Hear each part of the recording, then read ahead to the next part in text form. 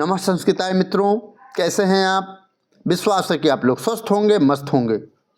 मित्रों, आज हम लोग इस वीडियो में किरातार्जुनीयम के प्रथम सर्ग का 37वां श्लोक देखेंगे।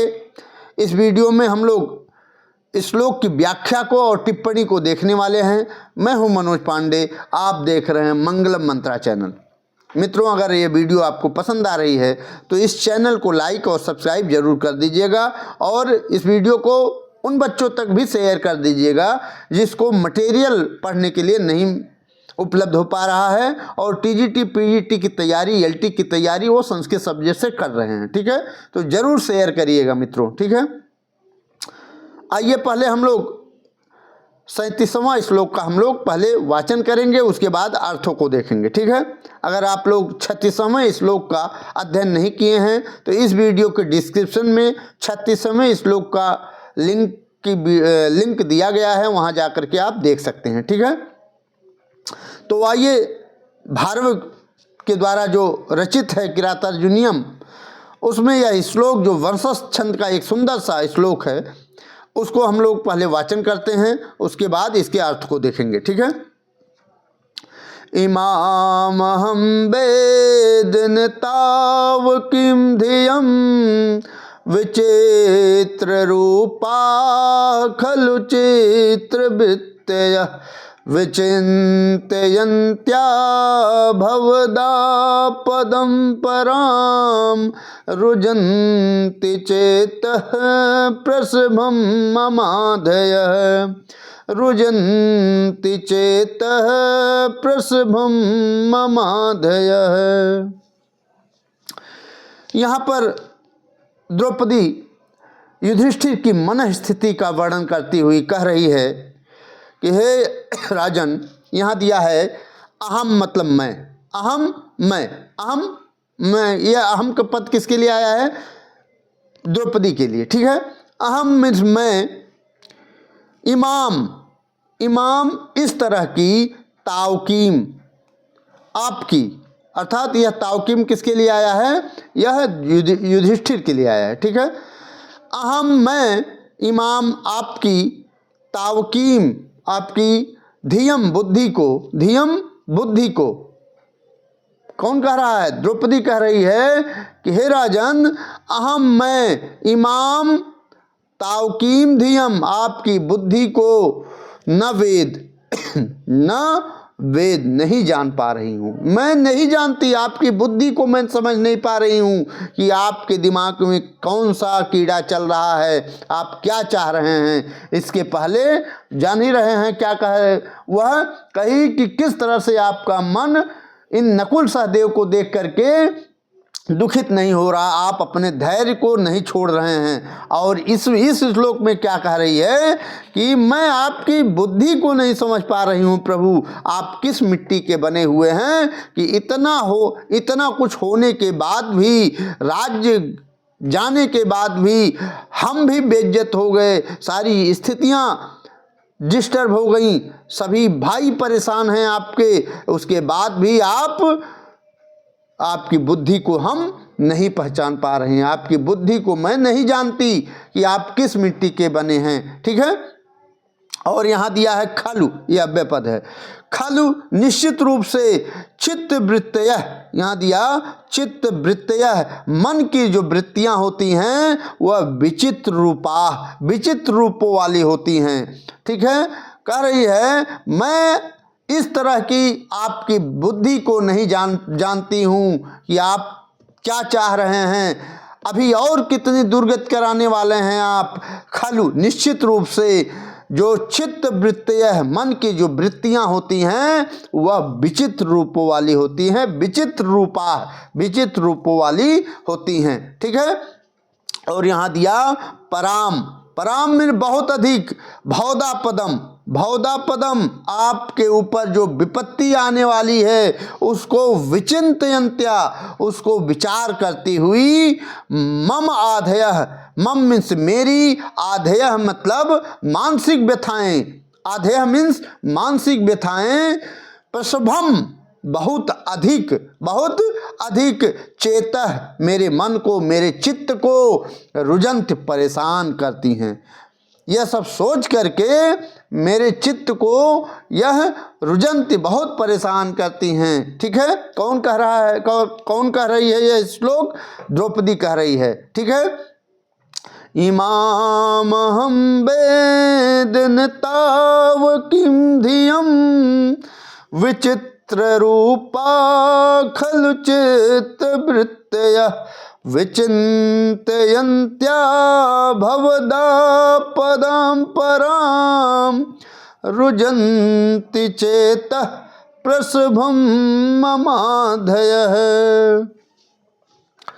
आपकी जो मेरी जो मन की जो ममाधय, जो मेरी चित्त मन को रुजंत परेशान कर रही हैं। क्यों? क्या? आधय ममाधय, मेरी मानसिक व्यथाएं प्रसभ है बहुत अधिक मेरे मन को, चित्त को, चेतः मतलब चित्त को या मन को परेशान करती हैं, रुजंती परेशान करती हैं। ठीक है,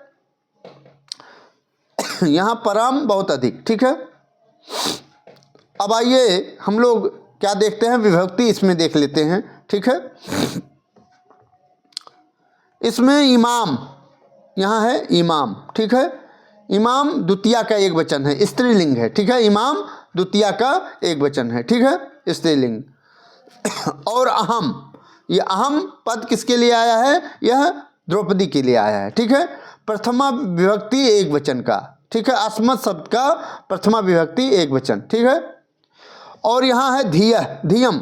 ठीक है, धियम भी द्वितीया का एक वचन है, धियम द्वितीया का एक वचन है। और ताउकीम, ताउकीम किसके लिए आया है? युधिष्ठिर के लिए आया है।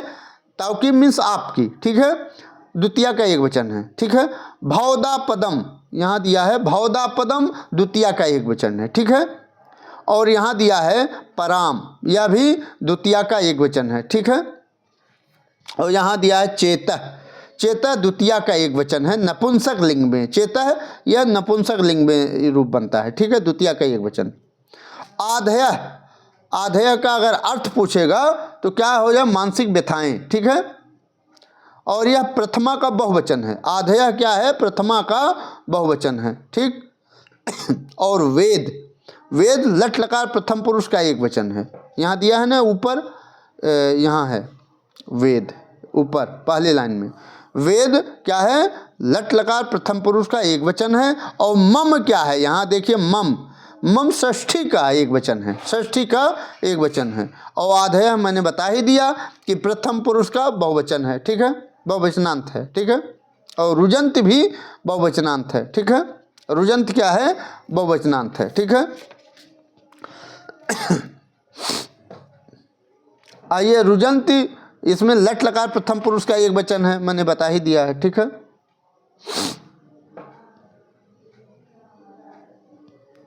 इसमें ये रुजंत जो है ये लट लकार प्रथम पुरुष का बहुवचन है, इसको नोट कर लीजिए। ठीक है, हो सकता है एक वचन निकल गया हो मित्रों, सॉरी चाहते हैं, इसके लिए क्षमा चाहते हैं। रुजंत जो है ये प्रथमा का बहुवचन है। ठीक है, लट लकार का, रुज धात लगेगी इसमें। ठीक है, आइए संधि देख लेते हैं। ठीक है, इसको मिटा देते हैं।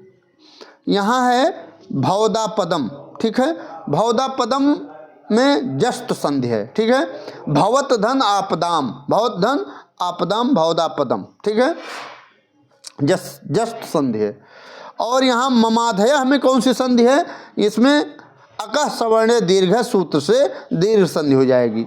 और इसका संधि विच्छेद क्या हो जाएगा? मम धन आधय, ममाधय दीर्घ संधि हो जाएगी। ठीक है, और इसमें जो ये प्रसभम है, प्रसभम है, ये अव्यय पद है।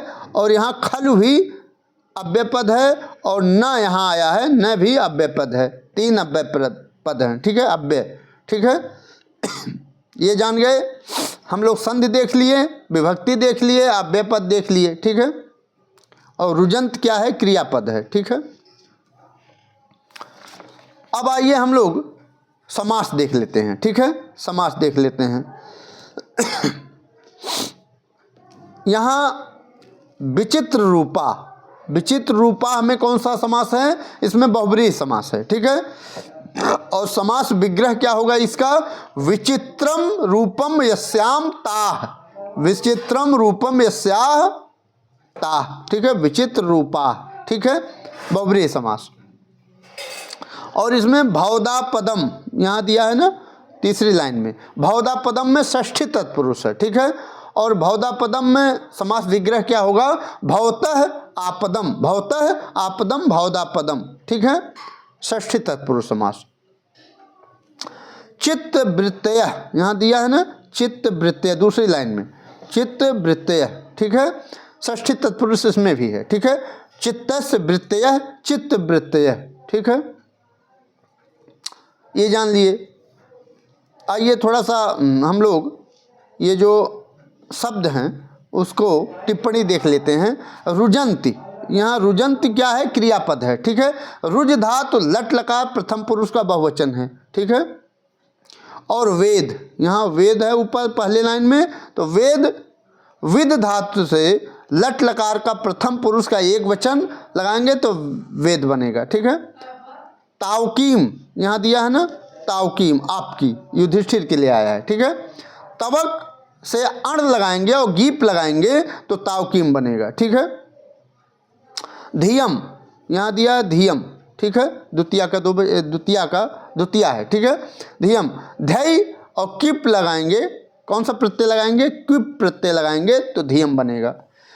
विचिंतयंत्या, विचिंतयंत्या, ठीक है, वि उपसर्ग चिंत धातु और ऋच प्रत्यय के साथ सत्री और गीत लगाएंगे तो क्या बनेगा, विचिंतयंत्याल होगा, ठीक है। वि उपसर्ग चिंत धातु ऋच सत्री और गीप लगाएंगे, ठीक है, यह षष्ठी का एक वचन है। विचिंतयंत्या क्या है, षष्ठी का एक वचन है, ठीक है, इसको नोट कर लीजिए। और यहाँ दिया आधेय, आधेय आंग, आंग उपसर्ग धा धातु की प्रत्यय, कौन सा प्रत्यय, की, का पर छोटी मात्रा, ठीक है, की प्रत्यय और प्रथम पुरुष का बहुवचन है, आधेय प्रथम पुरुष का बहुवचन है, ठीक है। तो इसमें आधेय में अगर प्रत्यय पूछेगा तो की प्रत्यय लगेगा और धातु पूछेगा तो धा धातु है, ठीक है। तो संधि देख लिए, समास देख लिए, विभक्ति देख लिए, ठीक है। अहम मैंने बता ही दिया, अहम किसके लिए आया है, द्रौपदी के लिए आया है। और यहाँ दिया है भवत, भवत ये युधिष्ठिर के लिए आया है। और तावकीम आपकी बुद्धि को, आप तावकीम दी आपकी बुद्धि को, यह भी तावकीम भी युधिष्ठिर के लिए, ठीक है। और मम यहाँ आया है, मम मेरी अर्थात द्रौपदी के लिए आया है, ठीक है। इसमें संधि समास हो गया, विभक्ति देख लिए, ठीक है। अब अलंकार देख लेते हैं, ठीक है। इसको काट दे, मिटा दे मित्रों। यहाँ है इस श्लोक में पूर्वार्ध में जो है विचित्र रूपा, यहाँ दिया है विचित्र रूपा खलु चित्र वृत्तय, खलु चित्र चित्त वृत्तय। इस सामान्य कथन से अहम तावकीम, यहाँ दिया है ना अहम, अहम यहाँ अहम तावकीम, अहम तावकीम धियम, अहम तावकीम धियम न वेद, न वेद नहीं जानती। तो इस विशेष सामान्य कथन से विशेष कथन का समर्थन होने से अर्थांतर न्यास अलंकार है, ठीक है, इसको जान गए। अर्थांतर न्यास अलंकार इस श्लोक में है, ठीक है। और उत्तरार्ध में, उत्तरार्ध के वाक्यों में काव्यलिंग अलंकार भी इसमें है, ठीक है। आइए आगे देखते हैं। यहाँ अनुवाद दे रहा है कि आपकी इस बुद्धि को मैं नहीं जानती, आपकी बुद्धि को मैं नहीं जानती, अर्थात आपकी तावकीम धियम, आपकी बुद्धि को मैं नहीं जानती, क्योंकि चित्त वृत्तियाँ विचित्र रूप वाली होती हैं, किंतु आपकी महान विपत्तियों को सोचते हुए मेरी मनोव्यथाएं मेरे चित्त को बलपूर्वक छत विछत कर रही है, ठीक है, कर देती है। परीक्षा दृष्टि ये जो महत्वपूर्ण है उसको देख लेते हैं। इमामहं वेद नितावकीं धियम्, यहाँ अहम पद से किसका बोध हो रहा है, तो द्रौपदी का। इस पिछले पहले ही बता चुके हैं, ठीक है। अहम पद से द्रौपदी का बोध हो रहा है, ठीक है। चित्त की वृत्तियां कैसी होती हैं? तो विचित्र रूपों वाली होती हैं। चित्त की वृत्तियां विचित्र रूपों वाली होती हैं। ठीक। फिर यहां है रुजंति चेतः प्रसभम ममाधयः। इस श्लोकांश में किसकी मानसिक स्थिति बतलाई गई है? तो द्रौपदी की। ठीक है। कष्ट में कौन है? द्रौपदी। ठीक है। इमामहम वेद न ताउकीम धियम, किसका कथन है? तो ये द्रौपदी का कथन है। ठीक है।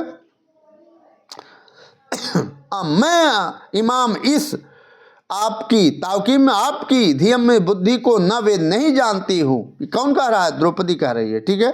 किससे कह रही है? युधिष्ठिर से कह रही है। ठीक है। द्वैत वन में। ठीक है। अब यहाँ दिया है भवदा पदम, पद में समास है। भवदा पदम में षष्ठी तत्पुरुष समास है। ठीक है। तो मित्रों, इस वीडियो में हम लोग काफ़ी कुछ जानने को पढ़ने को आपको मिला होगा। ठीक है। अच्छी तरह से मैं इस श्लोक की व्याख्या को आपके सामने लेकर के आया था। ठीक है। समास भी देख लिया, संधि भी जो भी था उसको देख लिया। ठीक है। अलंकार भी इस वीडियो में जो भी आया था उसको देख लिया, परीक्षा दृष्टि देख लिया। ठीक। इसमें इस श्लोक में कौन सा छंद है? वंशज छंद है। और वंशज छंद में आप जानते हैं कि प्रत्येक चरण में 12 वर्ण और 4 चरण होते हैं।